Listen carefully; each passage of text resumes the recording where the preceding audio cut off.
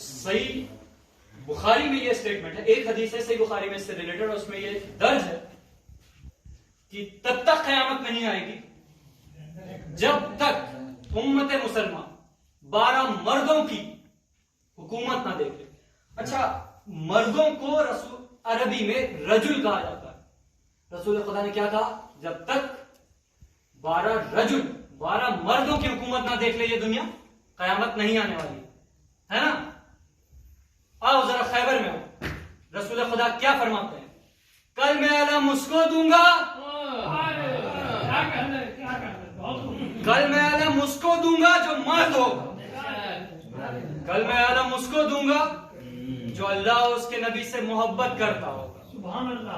कल मैं अलम उसको दूंगा जिससे अल्लाह और नबी मोहब्बत करता होगा। अरबी अगर आप स्टेटमेंट पढ़ें तो रजुल वर्ड यूज हुआ। अब कितनी दलीलें चाहिए? साफ रसूल खुदा ने फरमाया है ना कि 12 मर्दों की रजुल की हुकूमत। सुभान अल्लाह। किसी और के लिए रसूल खुदा ने रजुल का इस्तेमाल किया? जंग खैबर में किसके लिए किया? अली इब्ने अबी तालिब के लिए किया। अब कोई शक है? सिरातल मुस्तकीम पर चलना है तो किसे पकड़ना है? कौन से अहले बैत?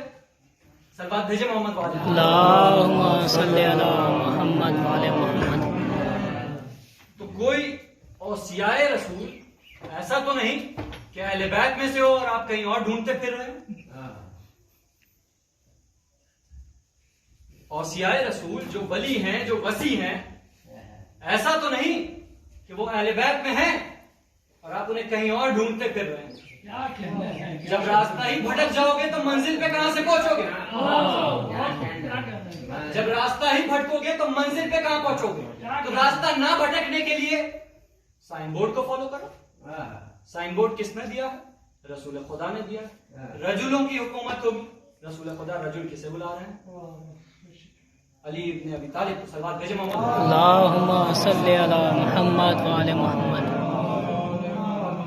वापस जंग खैबर में आते हैं। रसूल खुदा ने कहा कि कल मैं अलम उसको दूंगा जो मर्द होगा, जो अल्लाह और उसके नबी से मोहब्बत करता होगा, अल्लाह और उसका नबी उससे मोहब्बत करता होगा।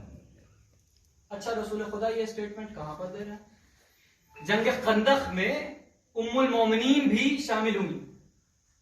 रसूल खुदा खैमों के पास ये स्टेटमेंट दे रहे हैं, कह रहे सहाबियों को है, सुना रहे बीवियों को है, देखो जंग में अलम ले जाना मर्दों पर ही सही लगता है। जंग में अगर कोई अलम ले जाए तो ये मर्द की जिम्मेदारी। मैं अलम किसको दूंगा? मर्द को दूंगा। अच्छा, अब हुआ क्या है? सही बुखारी में, सही मुस्लिम में, मैं शिया हदीसों की तो एग्जांपल ही नहीं दे रहा क्योंकि आपको प्रूव करना है ना कि सिरातल मुस्तकीम पर चलने के लिए किसका दामन थामना है, इतरत अहले बैत कौन है। ठीक है, रसूल खुदा ने क्या फरमाया था कि अलम उसको दूंगा जो मर्द होगा। ठीक, अब सारे हैं, जितने भी सहाबा हैं, सब दुआ मांग रहे, रात भर नमाज में मशगूल दुआ मांग रहे, या अल्लाह मुझे अलम मिल जाए, या अल्लाह मुझे अलम मिल जाए, या अल्लाह मुझे अलम मिल जाए। फरमा कौन रहा है? लिख कौन रहा है? हदीस को नकल कौन कर रहा है? अरे मौलवी, मुझे समझ नहीं आता, सहाबा अगर अलम के लिए दुआ मांगे तो ये इस्लाम से मोहब्बत, और अगर हम अलम उठाने की बात करें तो ये हिपोक्रेसी की भी सीमा है। सलवात भेजे मोहम्मद।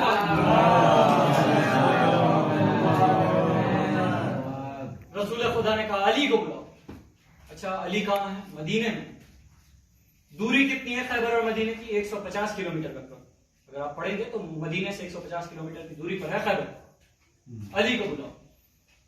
अली उधर से सवार हुए। रसूल खुदा ने ऐलान किया कि जो भी मुझे अली के आने की खबर देगा मैं उसे मुंह मांगी चीज दूंगा। कुछ कहते हैं कि मैं जन्नत दूंगा, लेकिन ज्यादातर हदीसों में ये लिखा है मुंह मांगी चीज दूंगा। अच्छा, कुछ लोग ऐसे कहते हैं कि जन्नत दूंगा।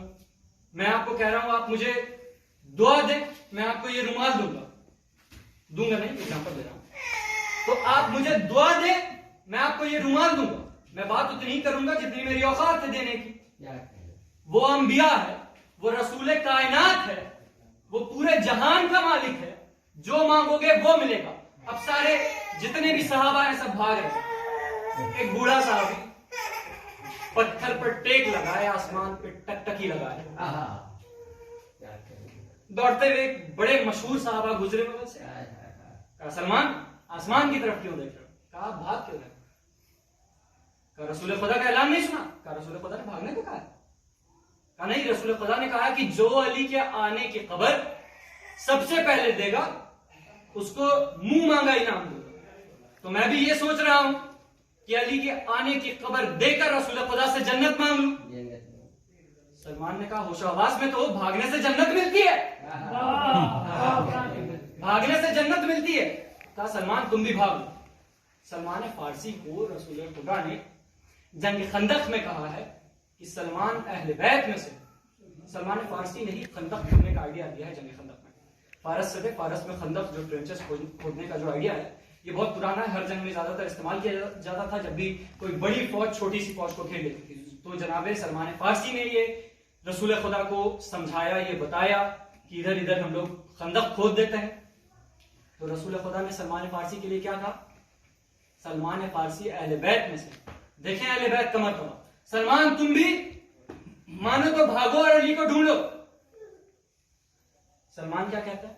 मैं अहले बैत में से हूं, भागना मेरी फितरत में शामिल नहीं। यानी अहले बैत वो है जो भागे ना, जो मैदान छोड़कर ना भागे, जो कभी ना मुंह मोड़े किसी से।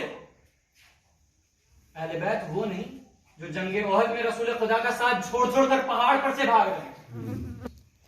अहले बैत वो होता है जिसकी फितरत में भागना शामिल नहीं।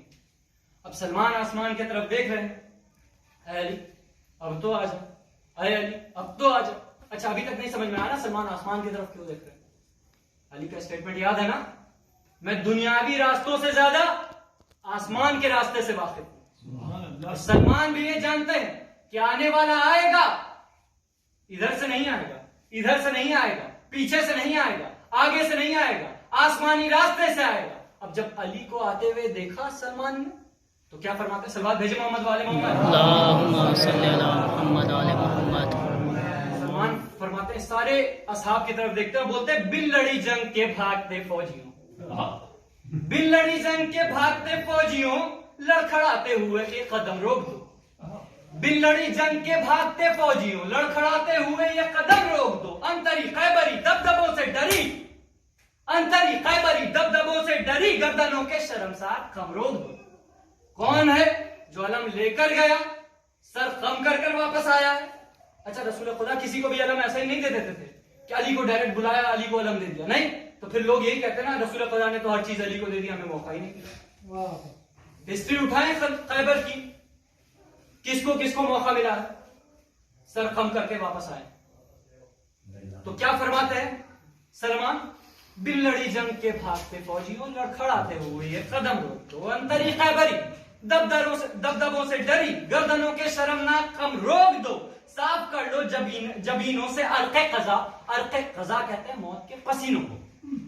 तो साफ कर लो जबीनों से अर्क़े क़ज़ा, अपनी आंखों से मौजूद नम रोक दो। कुफ्र की बारगाह में झुकाओ ना सर, सरनुगू होने वाले अलम रोक दो। अलम भी सरनुगू होने वाले थे, तो सरनुगू होने वाले अलम रोक दो। अब सारे साहबा सलमान को घेर के पूछते हैं, सलमान अलम क्यों रोके, सलमान खम क्यों रोके, सलमान नम क्यों रोकते? तो सलमान क्या फरमाते हैं, साथ रहिएगा मेरे। सलमान क्या फरमाते हैं? सलमान कहते हैं कि मत डरो मत झुको, सुख की अब सांस लो। मत डरो मत झुको, सुख की अब सांस लो। मुस्तफा का मुहाफिज वली आ गया, मौत को जिसके साए से लगता है डर। साथ बोलेंगे मेरे, मत डरो मत झुको, मुस्तफा का मुहाफिज वली आ गया, मौत को जिसके साए से डरता है डर, मौत को जिसके साए से लगता है डर। बुज़दिलों वो बहादुर अली आ गया, बुज़दिलों वो बहादुर अली आ गया। सलवात भेजे मोहम्मद वाले।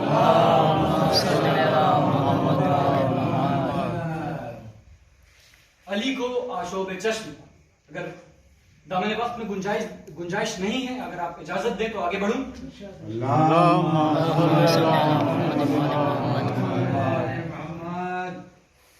अली को आशोब चश्म था, तो रसूल खुदा ने लुआब लगाया है, लुआब दहम लगाया है। अब अली जंग के लिए तैयार हुए। 7 किले हैं खैबर के, 6 किला अली ने बिना जंग लड़े ही जीत लिया। 7वां किला था जिसका निगहबान था मरहब। अच्छा, मरहब की क्या आदत थी कि जब भी कोई आता था ये खिड़की से मुंह निकालता था और कहता था आओ, और कॉमन प्रैक्टिस ये थी कि जो भी देखते थे बोलते थे नहीं सरकार हम जा रहे हैं। अब मरहब ने अली को देखा, बोला आओ। अली ने फरमाया रुक मैं आता हूं। नहीं रुक मैं आता हूं। अब मरहब हड़बड़ा गया, बुलाया नजूमी को, कहा ये कौन है? अब तक तो मुसलमान आते थे, मैं कहता था आऊं, ये कहते थे सरकार जा रहे हैं, ये कौन है जो कहता है कि रुक मैं आ रहा हूं? नजूमी ने कहा वो आने वाले मुसलमान थे और ये इस्लाम आया है। वो जो आए थे वो मुसलमान और ये इस्लाम आया। अब मरहब जंग के लिए नीचे आया, बोलता है मैं मरहब। अच्छा, रजसखानी होती थी पहले अरब में, जो जंग होती थी अरबों में, तो उसमें रजसखानी होती थी। तो मरहब जो था इसने कहा मैं मरहब हूं, जाना पहचाना लड़ाका हूं, जंग में कभी हारा नहीं।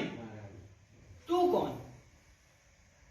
अली ने फरमाया मैं वो हूं जिसकी मां ने जिसका नाम हैदर रखा है। सुभान अल्लाह, सुभान अल्लाह। क्यों कहा मौलाना कि मेरी मां ने मेरा नाम हैदर रखा है? याद नहीं होगा, याद दिलाऊं। मरहब की मां ने कहा था सबसे लड़ना, हैदर नामी शख्स से कभी नहीं लड़ना। अब मरहब ने बोला ठीक है आज मैं तुझसे लड़ूंगा, हमला कर। अली ने कहा नहीं तू पहले हमला कर। उसने कहा नहीं तू पहले हमला कर, फिर मैं करूंगा। अली ने कहा मैं हमला करूंगा तो फिर क्या? तो सवाल ही नहीं उठता। इसने तलवार उठाई है, अली ने इशारा किया, तलवार उठी, अली ने हमला किया, तलवार सर से दांतों तक पहुंच गई है और मरहब मारा गया। एक ही हमले में मरहब को मारा है अली ने। अब क्या हुआ है? अब अली आगे बढ़े, खैबर का दरवाजा, इसके बारे में कहते हैं लोग, कुछ हदीसों में लिखा हुआ है कि ये दरवाजा लोहे का था, कुछ में लिखा है सोने का था, लोहे का पेंट चढ़ा था, माल गनीमत में इसे तोड़कर मुसलमानों के बीच बांटा भी गया था। तो ये दरवाजा है। अली दरवाजे के पास आए, अली ने 2 उंगली से दरवाजा उखाड़ा है, सबको पता है। लेकिन ये दरवाजे को खोलने में 8 आदमी लगते थे और इस दरवाजे को उठा के वापस इसकी जगह पर लगाने में, इसकी हिंजेस जो होती हैं उसमें वापस लगाने में 44 आदमी लगते थे। अली ने अकेले ही इस दरवाजे को उखाड़ा है और ढाल का काम इस दरवाजे ने दिया है, अली सिपर का काम दिया है। अच्छा, जंगे खैबर में ही फदक को भी हासिल किया गया है। फदक मतलब यहूदियों ने दे दिया था, हार जब मान ली तो फदक को हवाले कर दिया है मुसलमानों के। तो जिस फदक को अली के सदक़े में पाया गया हो, आज उसी फदक पे सवाल उठाया जाता है कि ये अली का कब से हुआ, शहजादे कौनैन का कब से हुआ। मुसलमानों शर्म ना आए? ये वो अली है जिसके वसीले से तुमने खैबर जीता, आज उससे पूछते हो फदक तुम्हारा कैसे हुआ? पूरा खैबर अली का है, फदक क्या चीज है? क्या कहने है, क्या पूरी कायनात अली की है, तुम कौन होते हो उसे रोकने वाले? क्या कहने? सलवात भेजे मोहम्मद वाले।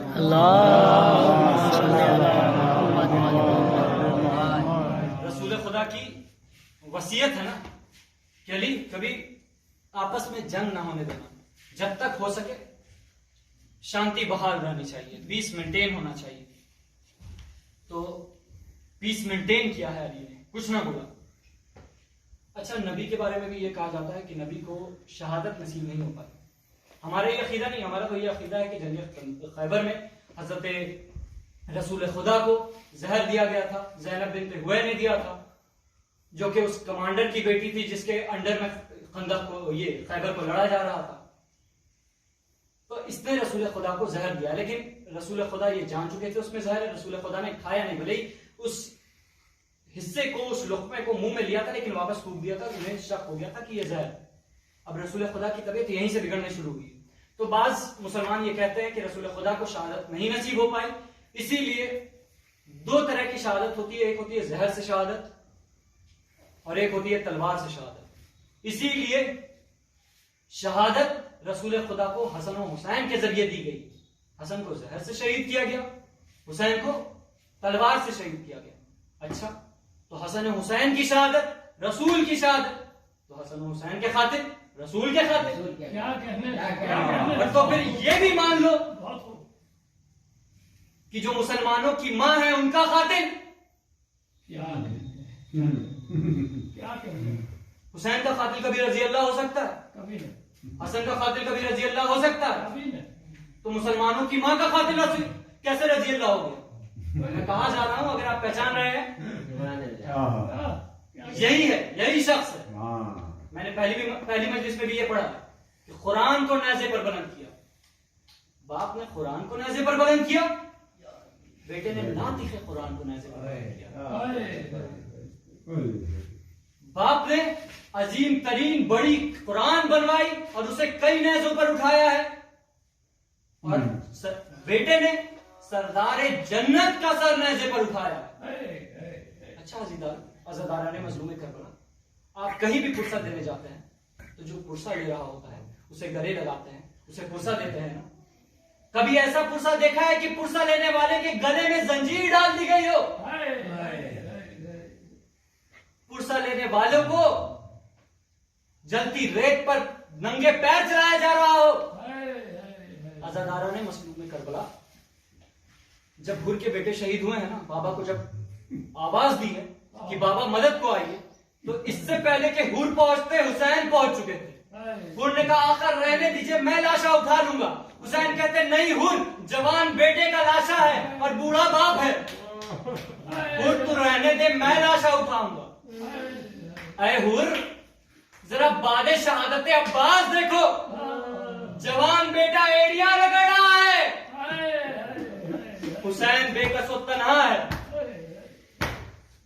अरे इब्राहिम को जब वही आई थी, इब्राहिम बेटे को कत्ल करो, ख्वाब में देखा था ना, बेटे ने कहा बाबा आपसे देखा न जाएगा, आंख पर पट्टी बांध ले। हाय बेकस हुसैन, जिसे बिना पट्टी बांधे अपने जवान बेटे की मैयत से तीर का फल निकालना पड़ा, बर्छी का फल निकालना पड़ा।